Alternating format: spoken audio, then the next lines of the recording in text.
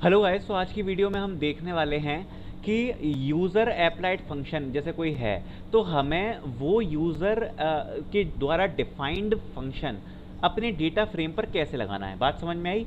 हमें data frame पर क्या करना है, कुछ कंडीशंस लगानी है, बट वो कंडीशंस यूज़र डिफाइंड फंक्शंस में होंगी। अभी समझ में आ जाएगा सब। धीरे धीरे मैं बताता हूँ पूरा कैसे क्या करना है, आराम से देखो। तो यहाँ पांडास इंपोर्ट कर लिया, ये बात हमें आती है। ऐसे ये फाइल इंपोर्ट कर लिया, ये बात हमको आती है। मैंने क्या किया, जो टेम्परेचर वाला कॉलम है उसका मीन निकाल लिया एंड स्टैंडर्ड डेविएशन निकाल लिया। ठीक है, ये बात भी समझ में आती है। एम में स्टोर करा लिया मीन और एस टी डी से एस में स्टोर करा लिया स्टैंडर्ड डेविएशन। ठीक है, ये बात हमको समझ में आती है। एक बार मीन की वैल्यू देखी, स्टैंडर्ड डेविएशन की वैल्यू देखी। मीन की वैल्यू आई 34.6 समथिंग कुछ, स्टैंडर्ड डेविएशन की वैल्यू आई 7.6 समथिंग कुछ। ठीक है, अब स्टैंडर्ड डेविएशन और मीन के बारे में काफ़ी हम चर्चा कर चुके हैं, तब भी इसमें मैं बता दूंगा थोड़ा बहुत। और पूरा कॉन्सेप्ट देखना है तो वीडियो में देख लेना पिछली वाली। ठीक है, अब क्या करना है, सबसे पहले मैं एक फंक्शन लिखता हूँ। ये मैंने फंक्शन लिखा, पैरामीटर दिया इसमें x, फंक्शन का नाम है रिमूव ext, प्रिंट करवाया मैंने केवल x। ठीक है भाई, इतना ही चीज़ हमें समझ में आ गई। अब ये क्या करा है वो मैं और बता रहा हूँ। अब ये जो फंक्शन है हम अप्लाई करने वाले हैं अपने पांडास के डेटा फ्रेम की किसी सीरीज़ पर। वो सीरीज़ क्या होने वाली है आपको पता ही है, टेम्परेचर ही होगी भाई, उसी पे पूरे एक्सपेरिमेंट चल रहे हैं।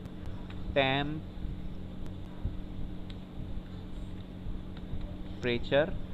अब ये फंक्शन को अगर अप्लाई करना है तो कैसे करते हैं, उसका सिंटैक्स होता है डॉट लगाया मैंने, देन अप्लाई। फंक्शन का नाम क्या है, अप्लाई। नाम लिखा सीरीज का dot apply, and then parameter में क्या पास करेंगे, पैरामीटर में पास करेंगे फंक्शन का नेम। ठीक है, फंक्शन का नेम पास कर दिया। ठीक बात है, समझ में आ गया। सीरीज लिखी, डॉट अप्लाई फंक्शन का नेम। अब जरा एग्जीक्यूट करके देख लेते हैं कि क्या हो रहा है। ठीक है भाई, ये हमने पास कर दिया सीरीज इस फंक्शन में। मैंने यहाँ प्रिंट करा रखा था x, तो जो भी सीरीज में था इसने सब प्रिंट कर दिया। सीरीज में क्या था, टेम्परेचर था, सारा टेम्परेचर इसने प्रिंट कर दिया। और क्या था, इंडेक्स थे, इंडेक्स प्रिंट कर दिए। ठीक है भाई, इतनी बात समझ में आ गई कि जब हम ऐसे पास करते हैं तो सीरीज पास हो जाती है। तो मैंने क्या किया, सीरीज को प्रिंट करा के देख लिया। ठीक है, अब बात करें, मेन मुद्दे पर आते हैं कि हमें क्या करना है, रिमूव करना है एक्सट्रीम वैल्यू को। वो क्या होती है, extreme value means rare case. अगर जैसे टेम्परेचर में मैं देखूं कि गर्मी का मौसम है, रोज गर्मी पड़ रही है, बट एक दिन काफ़ी बरसात हो गई, मौसम में ठंडक आ गई। अब मौसम में ठंडक आ गई तो वो दिन रेयर केस हो गया ना। अब हम चाहते हैं कि ऐसे रेयर केस हम हटाएं। हम नहीं चाहते ऐसे रेयर केस लेना कि जिस दिन ठंडक थी, हमें केवल वो गर्मी गर्मी वाले ही दिन चाहिए और उन्हीं पे पूरा काम करना है। तो अगर डेटा अभी तो 30 का है, अभी तो चलो ऐसे देख के भी हटा देंगे कि कौन से रेयर केस लग रहे हैं। अगर 10 लाख डेटा होता तो उसके लिए स्टैंडर्ड डेविएशन मीन ही काम आता है।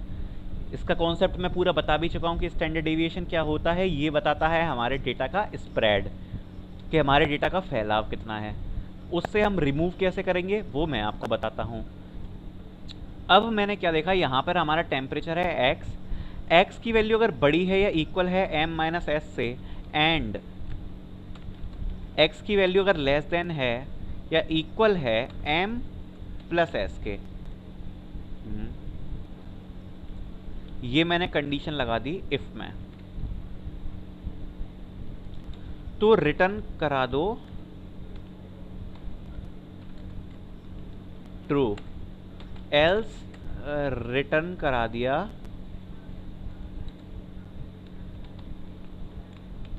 फॉल्स। अब ये मैंने क्या किया है, अब मैं टेम्परेचर को चेक कर रहा हूं। ठीक है, कि क्या टेम्परेचर बड़ा है मीन माइनस स्टैंडर्ड डेविएशन से। ठीक है, मीन हमारा क्या है 34, स्टैंडर्ड डेविएशन है 7। अगर 34 में से 7 माइनस करूं तो कितना बचेगा, 27। तो क्या हमारा टेम्परेचर बड़ा है 27 से, या फिर क्या चेक कर रहा हूं, क्या हमारा टेम्परेचर छोटा है 41 से, मतलब 34 प्लस 7 क्या इनसे छोटा है। ये मैं क्यों चेक कर रहा हूँ? क्योंकि जब स्टैंडर्ड डेविएशन मेरा 7 है तो मुझे पता है कि मेरे जो डेटा का मेन स्प्रेड है वो 34 जो मीन है उससे या तो 7 ऊपर होगा या 7 नीचे होगा, जो हमारा मेन डेटा लाया कर रहा है। ठीक है, ये कॉन्सेप्ट पे हम बात कर चुके हैं ना। अगर नहीं समझ में आ रहा तो देख लेना वीडियो।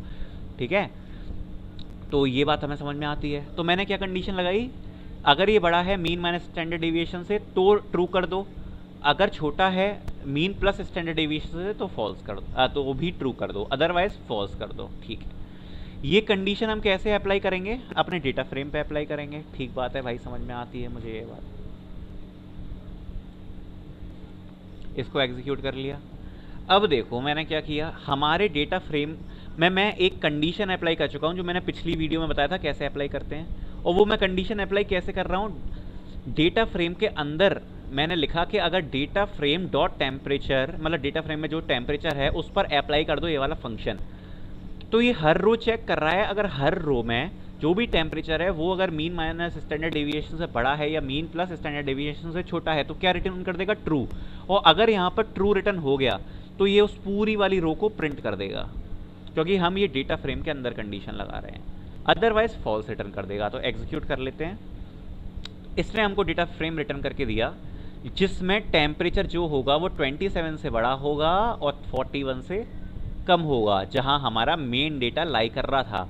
और इसने उसके अलावा सारे डेटा रिमूव कर दिए, सारे डेटा रिमूव कर दिए। इसका शेप देख लो एक बार, शेप देख लें। इसको एक बार मैं स्टोर करा लेता हूँ किसी डेटा फ्रेम में, df3 में मान लो मैंने स्टोर करा लिया इसको, पूरे को एग्जीक्यूट करा देता हूँ। ये मैंने df3 में करा दिया स्टोर। अब df3 डॉट शेप,